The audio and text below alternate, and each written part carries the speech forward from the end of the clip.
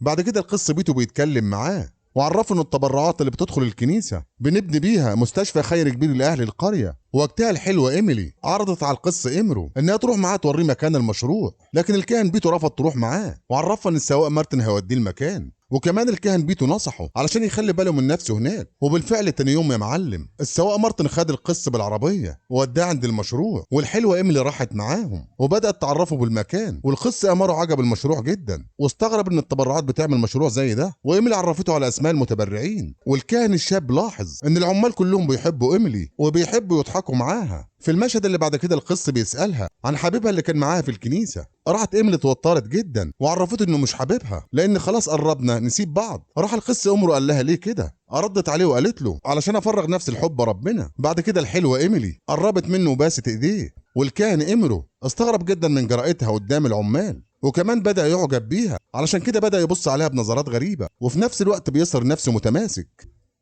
في المشهد اللي بعد كده يا معلم بنشوف روبن حبيب إيميلي بيحاول يتصل بيها لكنها للأسف مش بترد عليه. راح اتعصب جدا منها وحس إن في حاجة غلط بتحصل.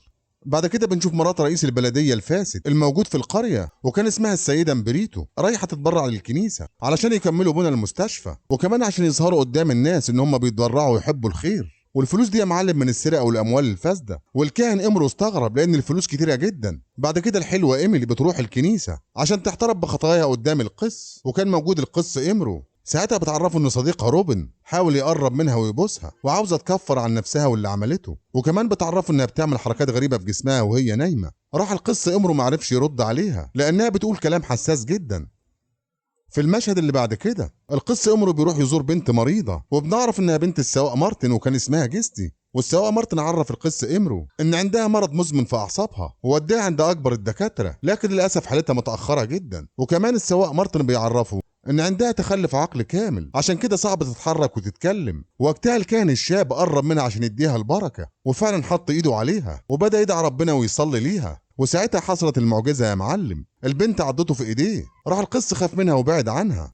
في المشهد اللي بعد كده بنشوف كاهن كبير من بلد تانية وكان اسمه أنابل بيتهم القس بيتو ان بيدخل اموال فاسدة الكنيسة وحاجات خارجة عن القانون. وقتها القس بيتو اتعصب عليه جدا وقال له ما عندكش اي دليل على كلامك، علشان كده سابه ومشي. وبنشوف السيدة سنجبترا وهي بتتكلم مع القس بيتو وتعرفه ان هو وحشها جدا ونفسها تسهر معاه. راح قال لها لم نفسك يا ولية شوية تفضحيني في كل مكان. بعد كده وعدها ان هو يروح عندها بالليل.